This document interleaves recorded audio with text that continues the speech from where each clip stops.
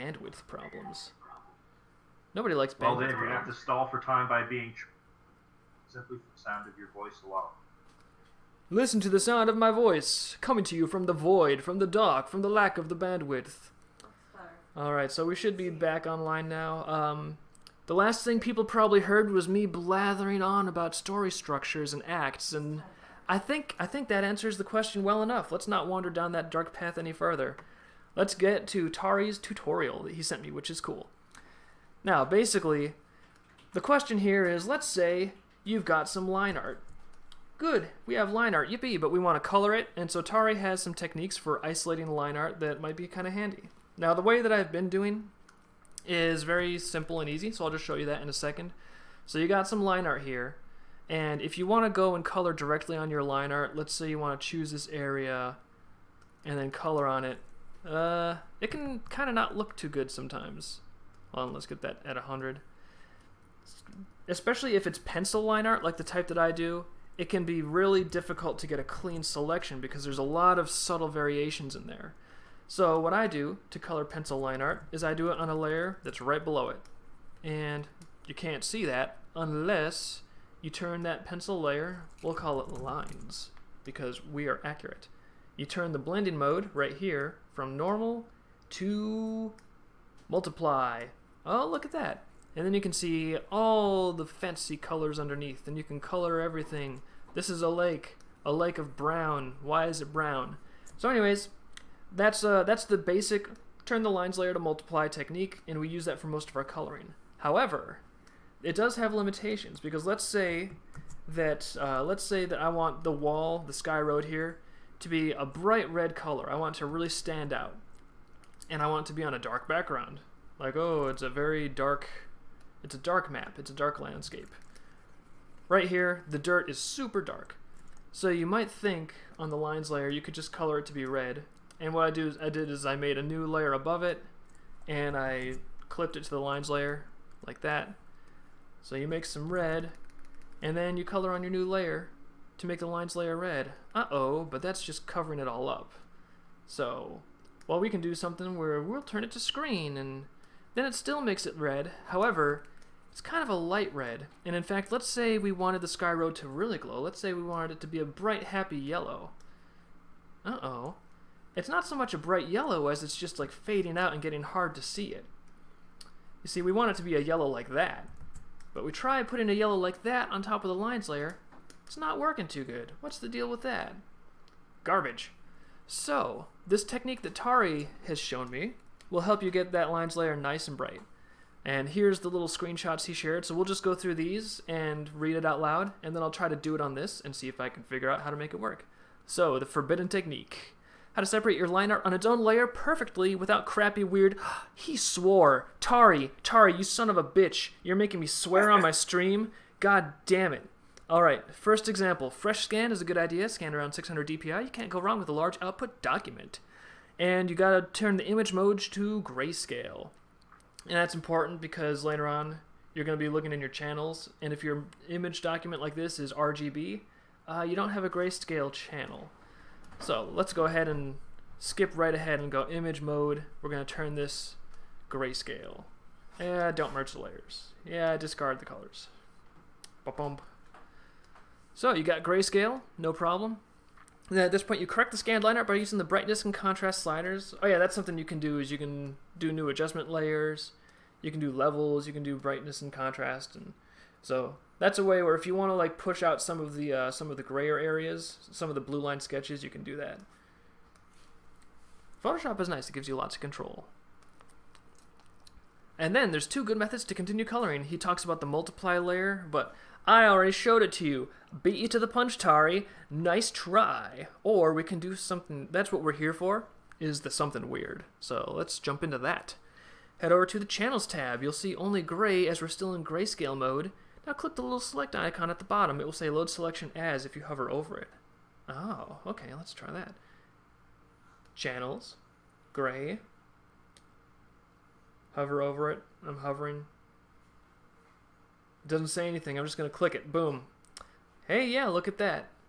In fact, if you hit the Q quick button, Q is something where when you're making a selection, instead of the little like blinky lines, it'll show you in red what your selection is. And sometimes that can be handy if the lines are getting confused.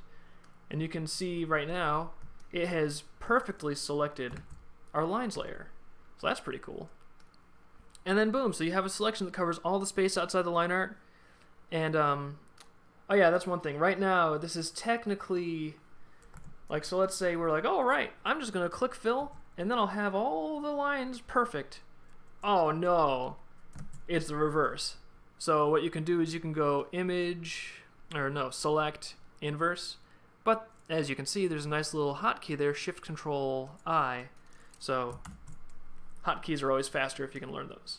And then boom, you click fill with black, and there you go. Got some lines. Pretty good. Yep, hit Shift Control I. Doing this makes it so the actual line art is now selected and separated from the white background. At this point, hit Control C, copy. Now go back to your Layers tab. Make a new layer, paste your copied selection to it. Control V, good. Wait, oh no, something's wrong. Our line art looks faded. It seems the copy-paste method Photoshop uses has damaged the line fidelity. Huh. I actually didn't use that, so let me try that method also because that sounds interesting. So, gotta turn this original on, so that way we get gray in our channel. Select, copy, go back to layers, paste. Alright, hold on. New layer, then paste. New layer, paste.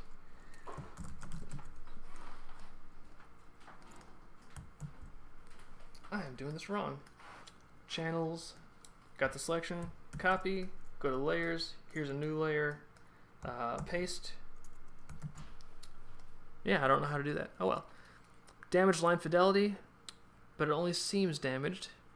If you look in the middle of your panel, you see a lock thing. Hit that. What it does is constrain any changes to colors to only the areas that exist actively on the layer itself. Now simply select the color black as your main color, hit Alt Backspace, fill with primary color, and boom, there it is. Alright. So, that copy-paste thing, I'm not sure exactly how that works. But anyways, now you know how to go to the channels layer, you get the selection for your gray stuff, and then, so we have two versions of our lines layer. The original one, which is white and black all mixed together on one layer, and then the one we just created, which is literally only the black stuff. And the reason that's a big deal is because, let's say we want a color. Well, on the original version, if it's normal, you have to turn it to multiply to see anything underneath it.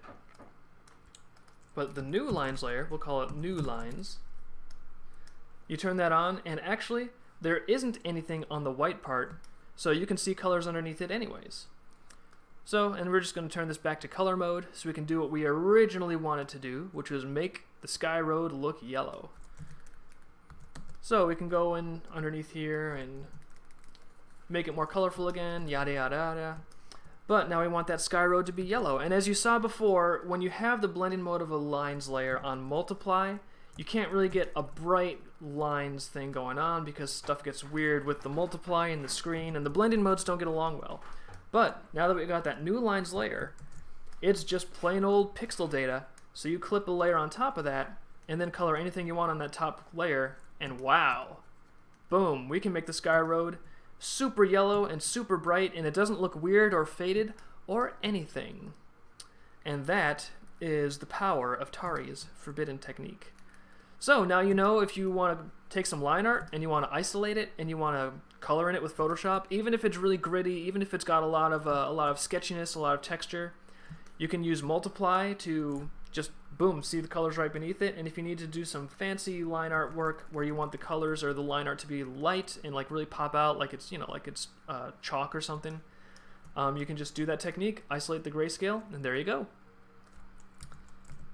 So I think that is probably about it. That was the only tutorial I really had in mind tonight, and I wound up yakking quite a bit about story and storyline stuff. I hope it was informative and fun to listen to. So yeah, we'll be back next week, and the patrons will toss in more questions. Anyone listening can add more questions. Tari, Gio, Liz, do you guys want any parting stuff? How do you feel about doing a hands tutorial? A hands tutorial? I could do that. Like now? Next week? Yeah, next week probably. Okay, cool. All right. Tari, Gio, any parting thoughts?